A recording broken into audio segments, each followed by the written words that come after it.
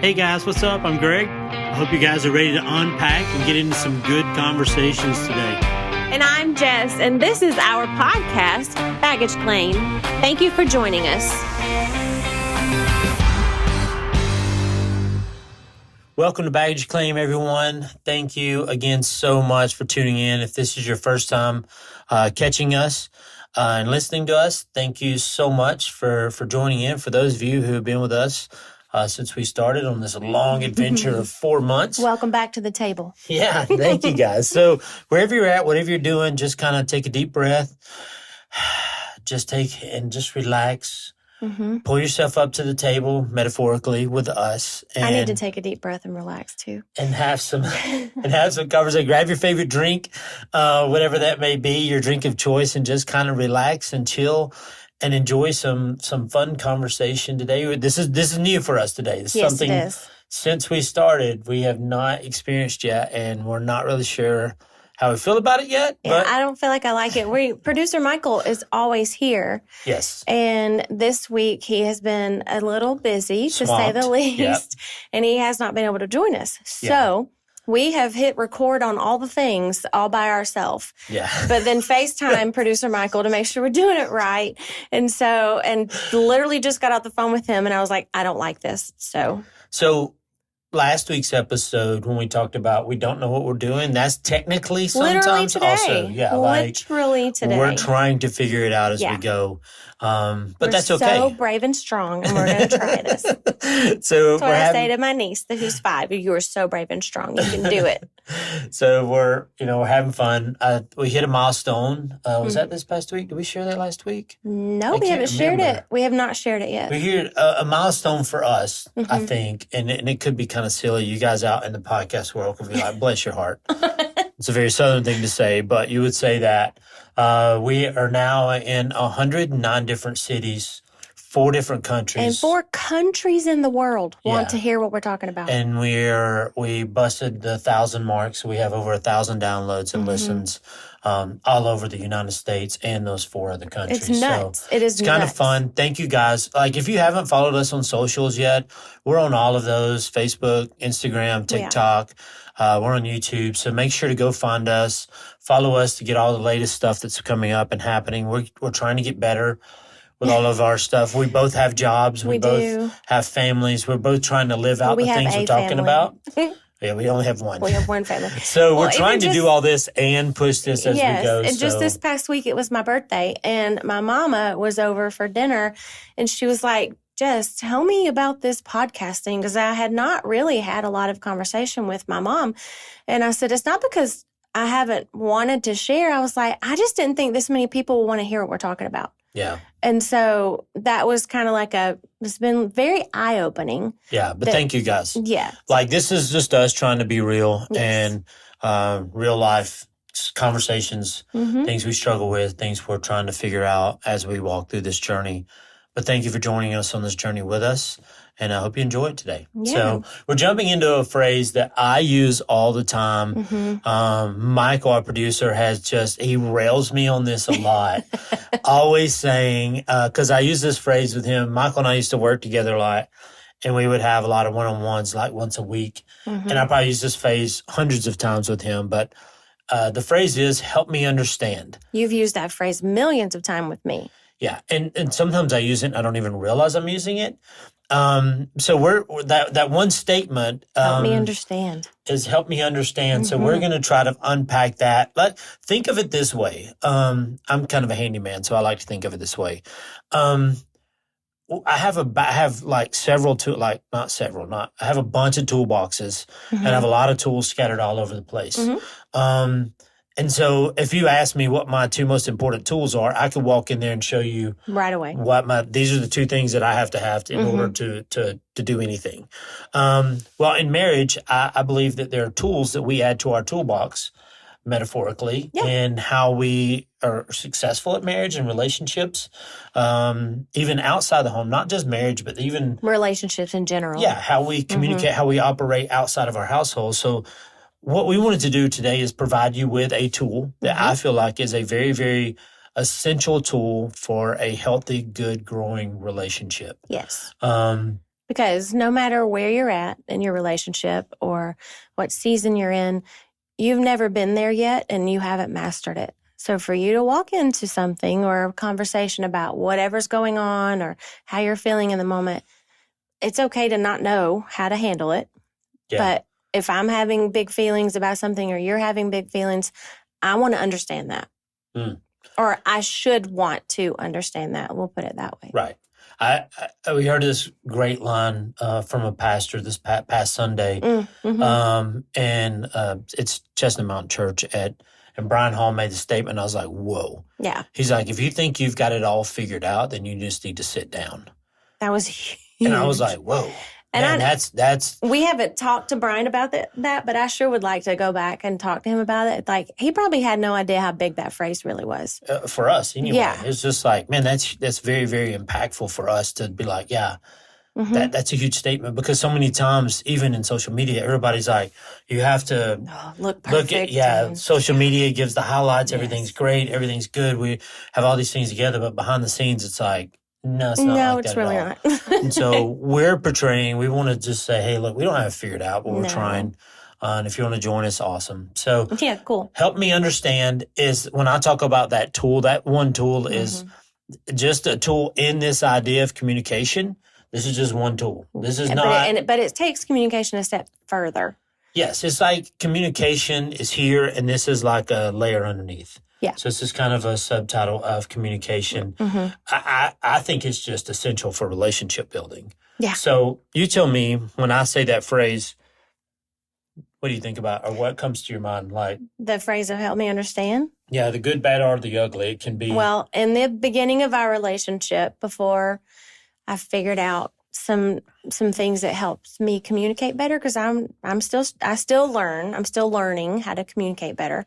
It felt negative to me in the beginning of our relationship, because I'd never really had anybody say, well, no, explain to me why you feel that way. Because when you would do it, I felt like, oh gosh, this is not okay. So, but you went to counseling for a lot of times after. So you didn't get that in counseling, or was counseling just different, or was it that was a counselor relationship, not a my counselor? It was specifically geared toward grief.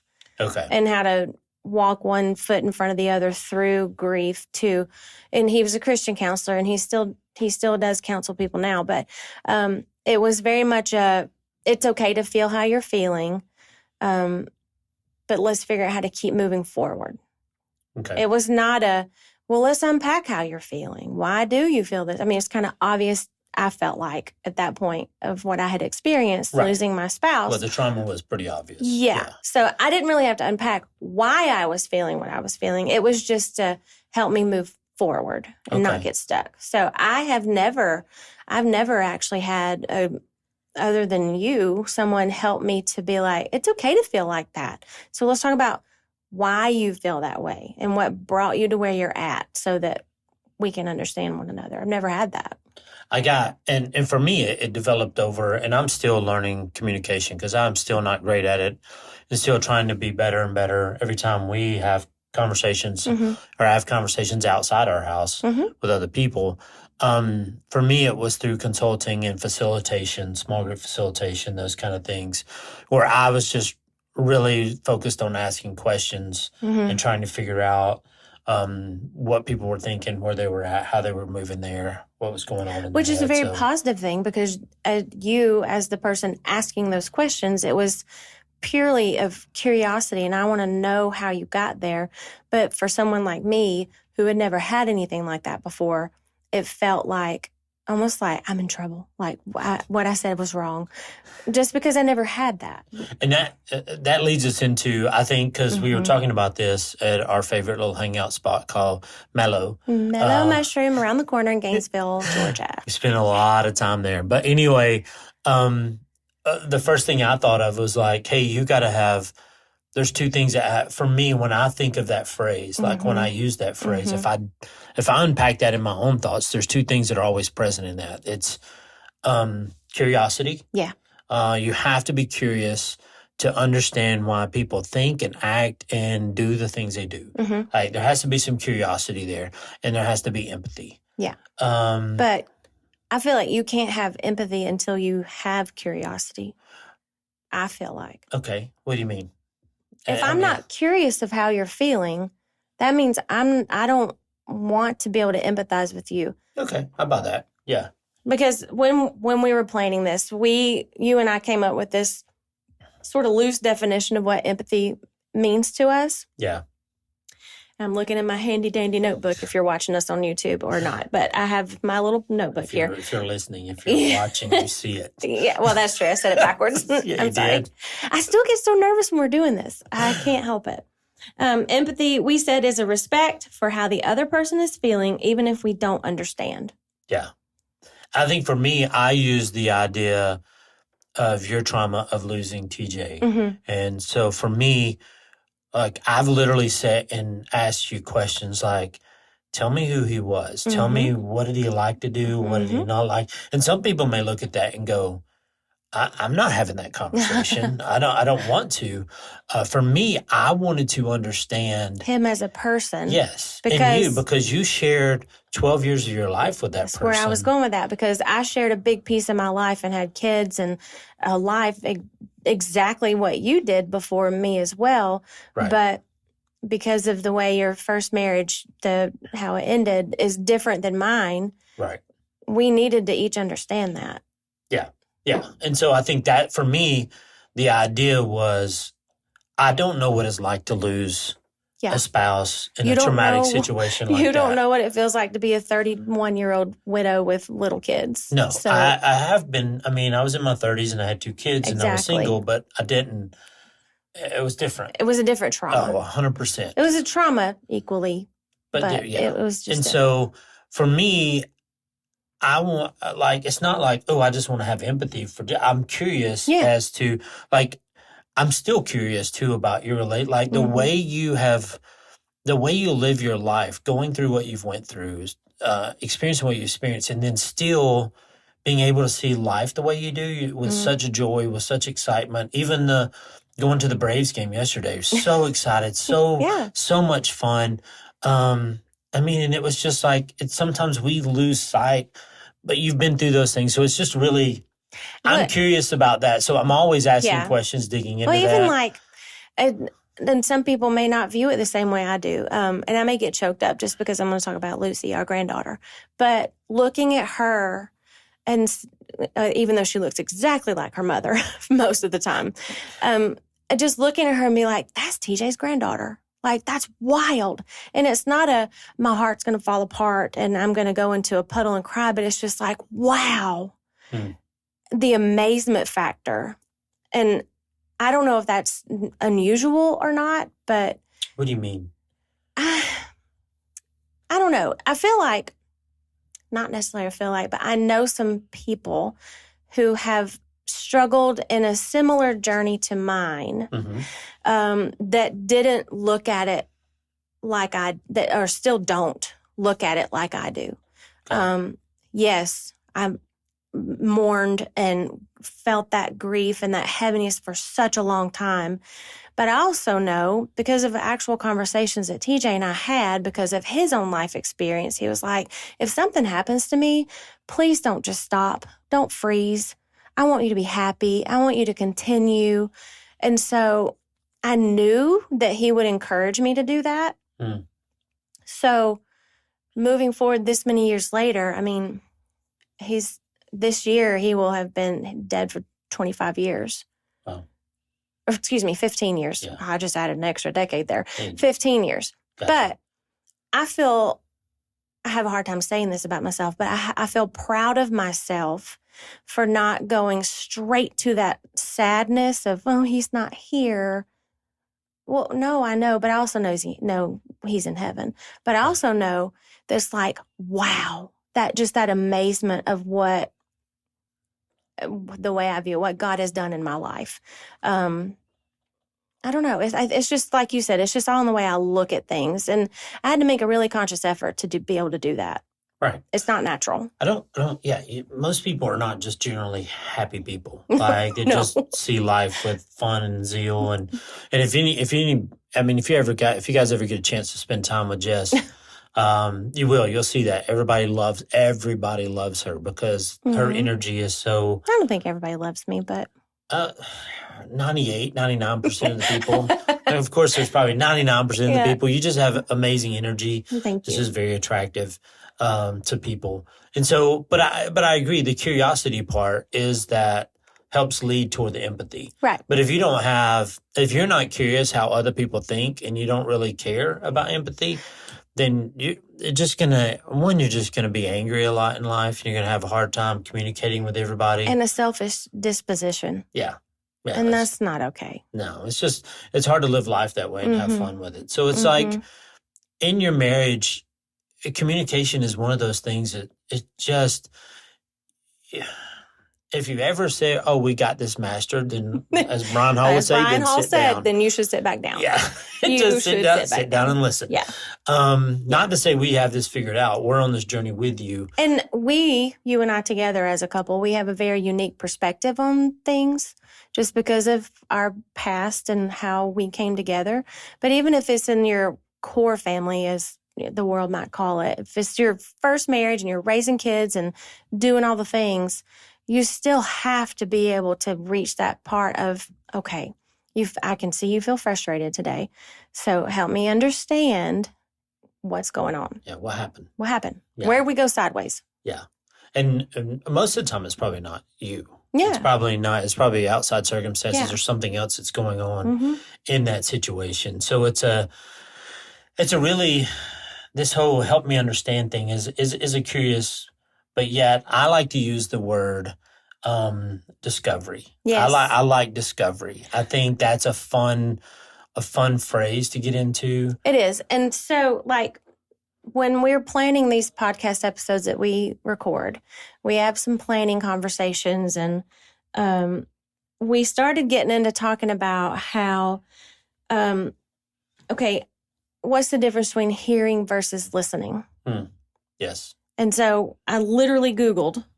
Well, we discussed it. We thought we had our own opinions about what we thought it was. And then we're like, well, let's just actually see what the Google machine says. Yeah, because our very bottom line opinion, we thought, okay, well, hearing, you're not an active participant. Okay. Listening, when I said you hear it and apply it, but when we Googled it, we learned even more. And also the amount of things that define these words shows you which one's more important, in my opinion, because hearing is passive and you're just receiving sound. Okay. Yep. That's it. Listening is active. It's voluntary with an intentional process. You actually have to pay attention and you're trying to understand. And that was not couples. That was nothing. That was just basic. What's the difference between hearing versus listening? Yeah. And so that word you just said, discovery, really kind of nails it with listening. It does. I think there was I heard this phrase one time. I can't remember where it was at, and it was probably in a training or something, but they were talking about active listening versus just hearing. And it says, because what happens most of the time is like, if you're saying something, I'm listening and I'm waiting for a pause so I can say what I need to say. Yeah. That's hearing.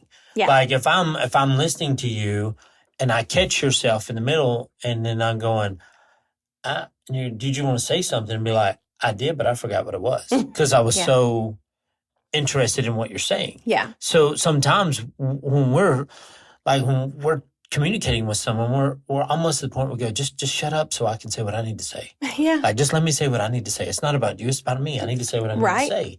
And I think in help me understand is you ought to be so engaged in that conversation that you're just like, what you want to say is secondary. Yeah, it takes a back seat. It should. So it's almost like when you finish, you're like, I had a question, but I got a better question now. Like I heard something in that was intriguing. So because that's that curiosity we talked about in the beginning. Because if you're not curious and being an active listener, how are you going to reach the point where you can empathize with that person you're in conversation with? Yeah, that's a good point. Period. Yeah. Whether it's your spouse or friends or business or whatever. Yeah, I mean, if you want to, this is a huge thing even in business. Like, especially if you're in sales, man, just ask great questions to people. People love to talk about themselves. People love to hear themselves talk. But in the same sense, it's like, but you gotta listen. You gotta listen for what people want, what they need. But the same goes true for your significant other in your life. Like hearing them and be like, "Oh, I heard what you said." Okay, but did you listen? Yeah. So it's like it's that hard balance of trying to figure out what. Right. It's like, okay, because if you're actively listening, it's exhausting, though. It's hard to do. It's mentally exhausting. Yeah, it's draining. Like, you can't do that all the time. Like, it's just not possible. It's not. So give yourself a little leeway in saying it's okay. Yeah, it's all right if you're not all the time. But, sometimes I'll be on my phone and you're talking to me and you'll be like, did you hear what I said? And I'll be like, absolutely. And I just rattle off what it is you said. Right. But 5 minutes from then, I'll be like, I have no idea what she just said to me. Yeah, instead of, I don't call you out for being on your phone. I'll just say, I'll wait till you're finished with what you're doing on your phone. Yeah, but that's not, way. I mean. It's so nice. It's nice when saying, put your phone down. It is. Because I'm not as subtle. I would use the conversation, because when we're in the car, where Jess is a passenger princess who does nothing but sit over there in the passenger seat. I am a passenger princess in life because that's what you created for me.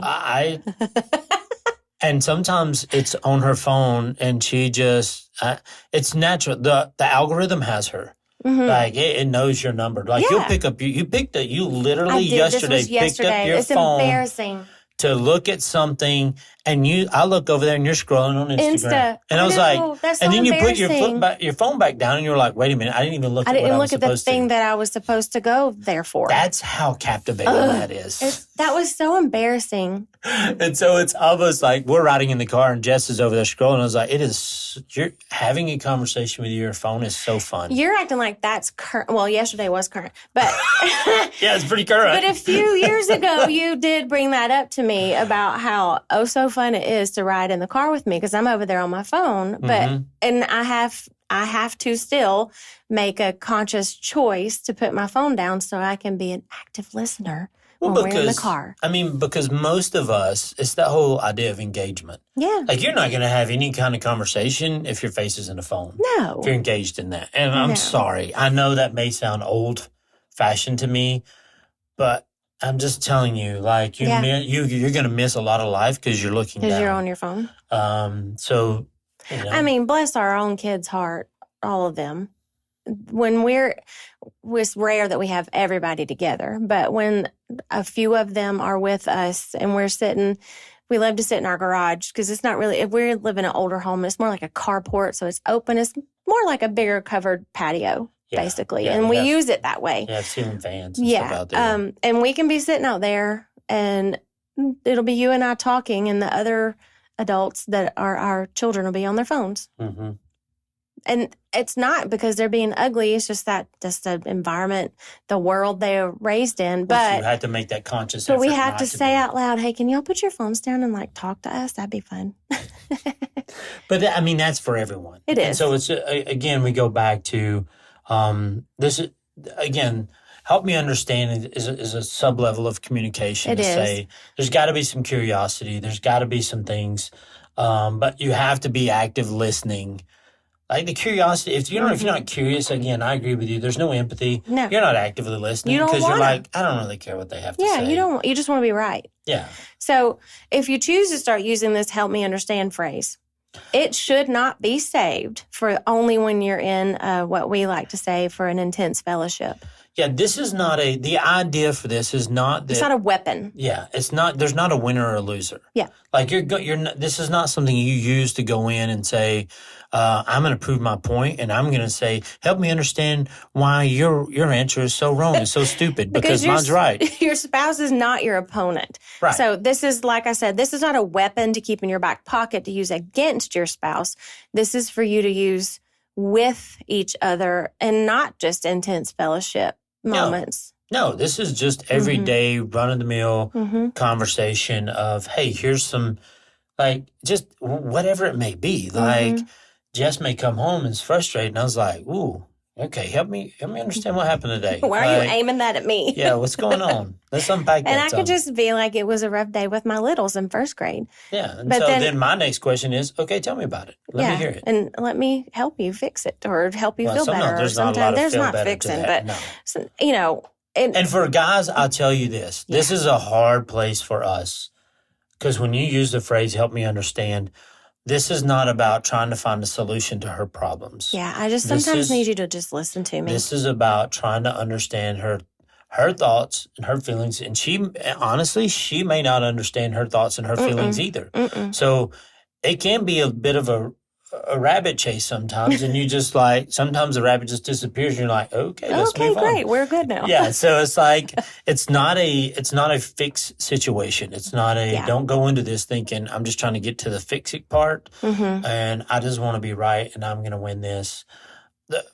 If you're starting that way, you're in trouble. Yeah. So, is it always easy for us to use this phrase and try to live this out? No, absolutely not.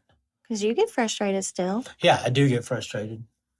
Like, we had this conversation, and I'll be. This is me being candidly honest. So podcasters, you're getting the candidly honest version of us. We like you get that anyway. Really, we like to do challenges sometimes. So we had this one challenge the other day. We're like, we're going to try to be have. Oh my gosh! We're going to try to have fun time 7 days in a row. Greg Beck. We lasted 2 days. 2 days. So we always trying to do something. Dude, we're just trying here, okay? Like we're throwing stuff to the wall. My face is so red. Your mom doesn't listen, so it's okay. It's okay. Your friends may. But anyway, we're trying this. And I was like, yesterday, I was like, I have an idea. Let's challenge because this is fun. We went to the Braves game. I was in charge of getting tickets, parking passes, directions, literally time when to leave, everything. Jess was over there. She got my so cute Dale Murphy jersey on and get in the car. Yeah, and I was like, I have an idea. How about for 30 days, I be a passenger princess and you sit over here and I sit over there.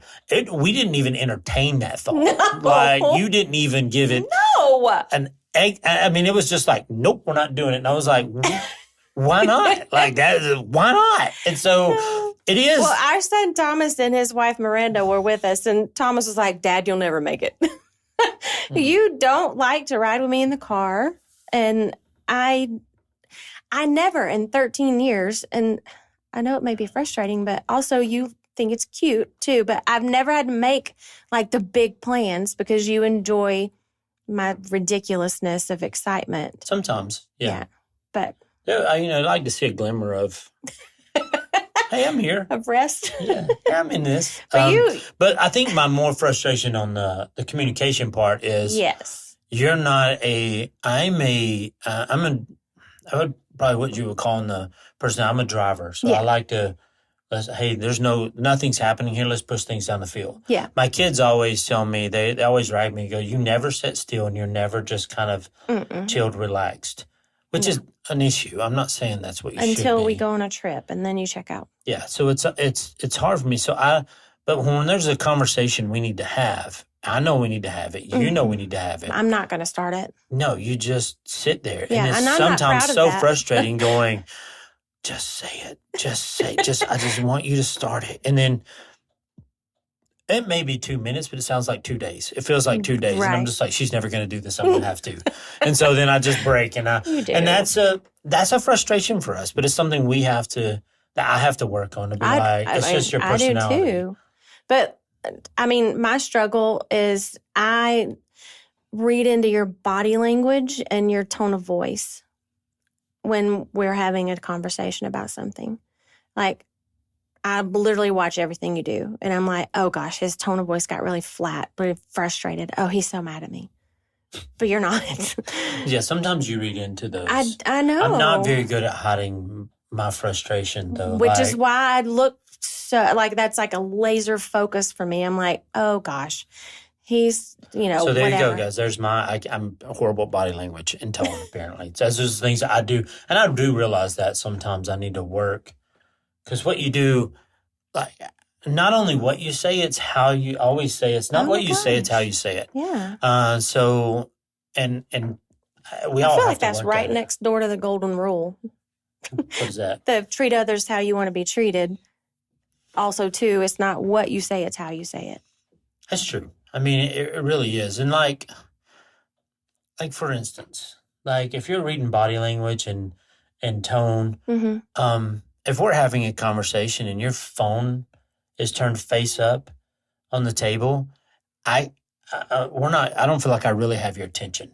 That's wild. And then if your phone's turned upside down on the table, so I started doing that, and I got in the habit of turning my phone upside down. Not that I'm hiding anything, but when I was when I was in business meetings, that's interesting. And my phone would, like, if something popped up and I could see your it, eyes would go straight. Yeah, there. my brain and then I'd be like, what do they want? What do they need? How do they need that? And so then I started putting it in my pocket. Well, then it's in my pocket and it's vibrating. The vibrating. And then it's like, okay, that's just as bad as it being there. So it's almost like, and this is not just marriage. This is just conversations. When I just lay my phone down, I just lay my phone down. I don't.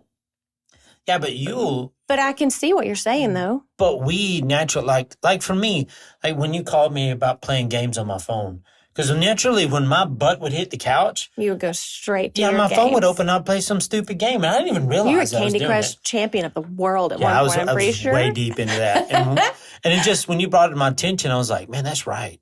You're right. And then I started looking at, the kids were like, what level are you on, Dad? And I was like, they thought it was cool. 4,000 something. They're like, oh, I'm on 120. And I was like, oh my gosh. I have a problem. Yeah, I have issues. And so I deleted all my games, and I'm not putting them back on there. You're game free to this day. Yeah, I'm so proud of you. Because, and I have some buddies who really want me to get, so we can play PGA Golf Live online together, game system. But I'm like, I don't think it's like an addict. That would not I don't be think okay. I don't think I have control. You don't have the cutoff switch for that. No, I would be like full on invested, building a career and trying to be like a professional golfer in my video game. And so,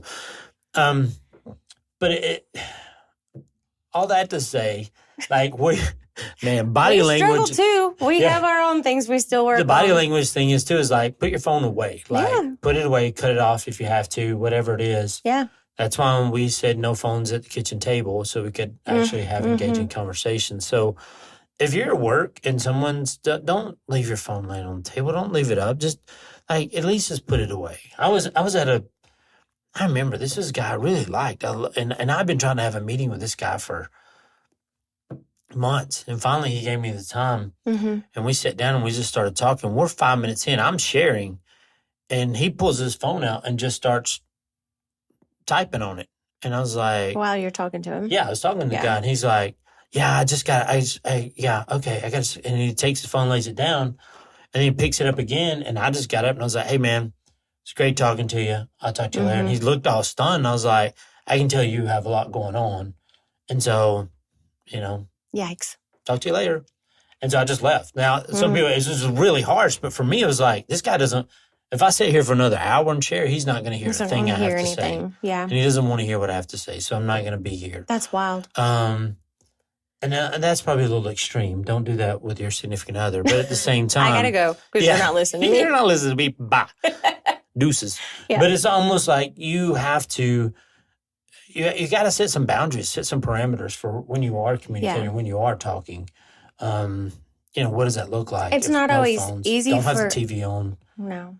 It's not always easy for us to maintain the help me understand posture about communicating. But I feel like if people would do that, including us, it would change the way we communicate with each other. Yeah, definitely does. It's not like I'm just trying to hear the words you're saying. No, I want to know where those come from and why you feel the way you feel, and even what responsibility do I have in that.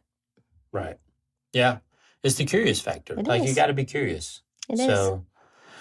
So are we to our unpack section? We can unpack. Yeah, let's unpack this bad boy a little bit more. So here's something I know about myself, and you may be completely different. I feel like I'm way more educated than I am disciplined. Like, I have a lot of knowledge, It's putting that knowledge to work. Interesting. That sometimes I struggle with. So I have to take small little bites. I have to take things in small little. So as we unpack, we're going to do something a little different. Yeah. This time too. And this is mainly, I don't want to say it's mainly for me, but this is just how I operate. And you may be like, that's ridiculous. It's very Greg. helpful for Greg and people like Greg. Yeah.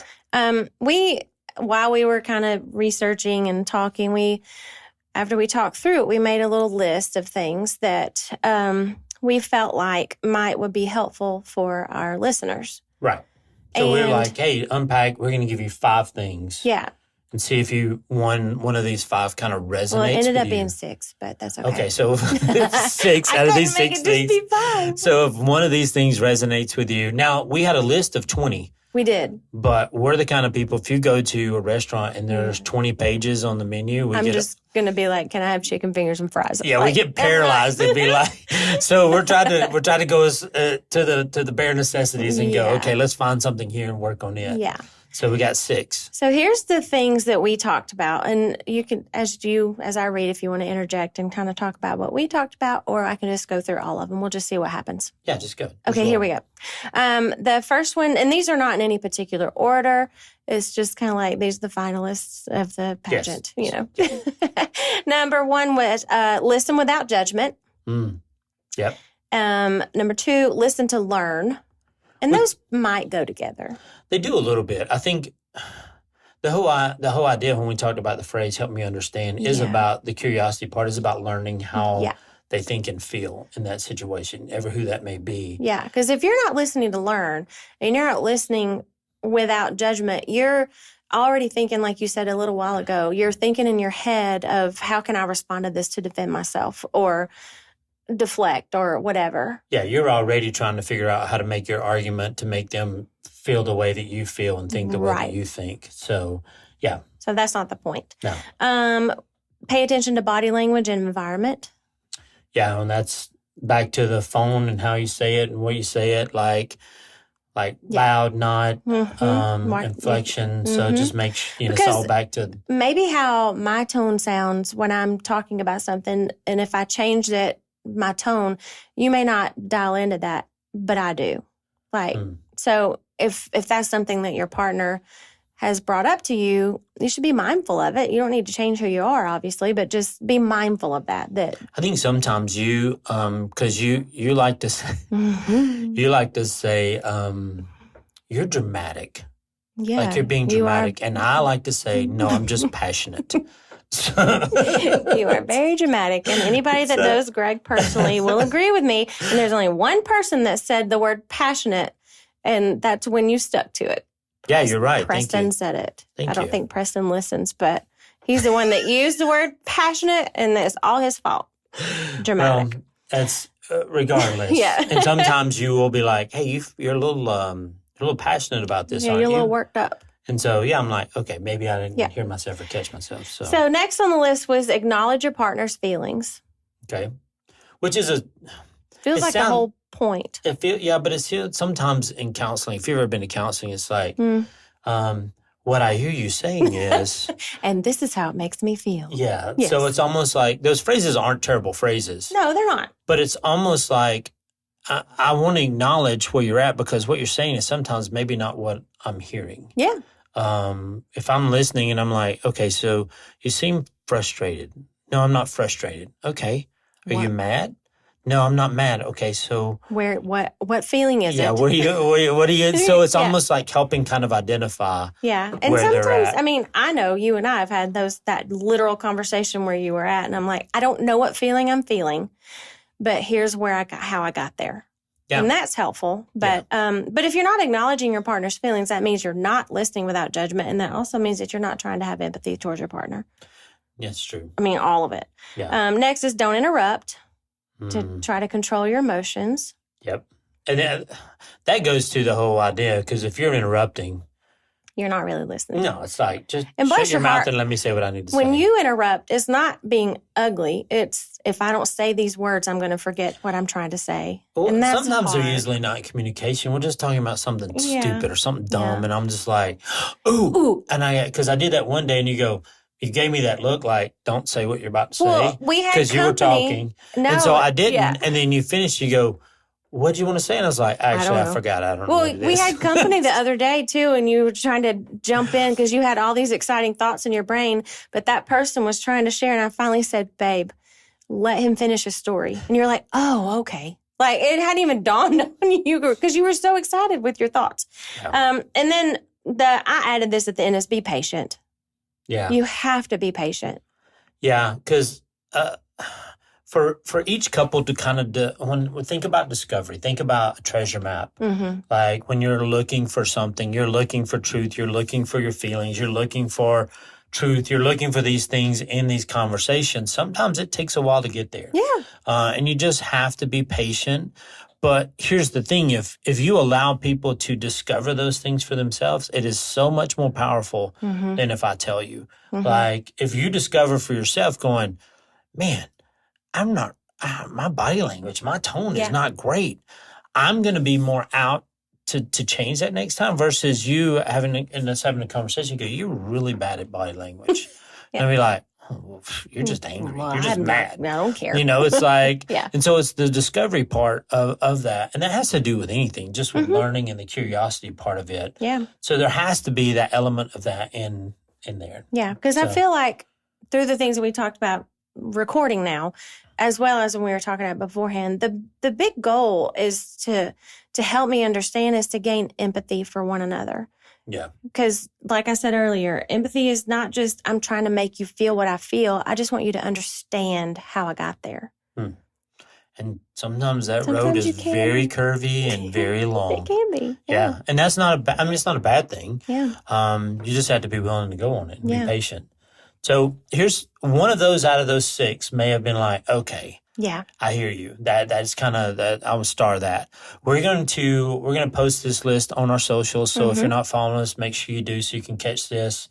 And then we're going to share kind of the one that we're struggling with and what we're working with and how we're trying to get past the ones that we're struggling with. Because we want to give you things that are actually helpful. Yeah. Maybe even conversations that we may just jump on and go live.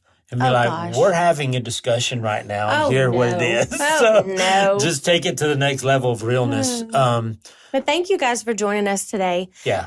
Because this is something like we keep sharing personal stories. Like we still work on this. Yeah. We still are working on understanding each other because like I said earlier, there's never going to be a season in your life that you've already mastered because you haven't gotten there yet. Right. And so trying to understand each other's feelings as you go is going to make it a lot better. Yeah. So just be patient with each other. Just love each other. Do something fun together. Enjoy life. Yeah. It's short. Make sure that this is just another one of those tools to stick in the tool bag to go, let's try this and see how it works and play around with it. And because, I mean, we're all different. We all communicate different. We act different. We come from different backgrounds. But that still doesn't mean we can't have great, good, civil conversations with people to understand. And sometimes when we say help understand where they're coming from, you may not even agree with their mindset or where they're at. That's you don't okay. Have to. Yeah, it's not about that. Yeah. It's about if you can understand, I understand why you say these things or do these things. And I'm not trying to change your mind. I just want you to understand me. Yeah. And I think if you approach conversations more that way, you're going to see a lot more growth and healthy growth out of that than you would if you go in trying to prove your point and plant your flag. I agree. So thank you guys for joining. Keep sharing, keep liking, follow us on socials. Thank you guys so much. Maybe we'll keep growing and keep expanding and we'll keep doing these podcasts. Yeah, thank you. Yeah. Catch you guys later.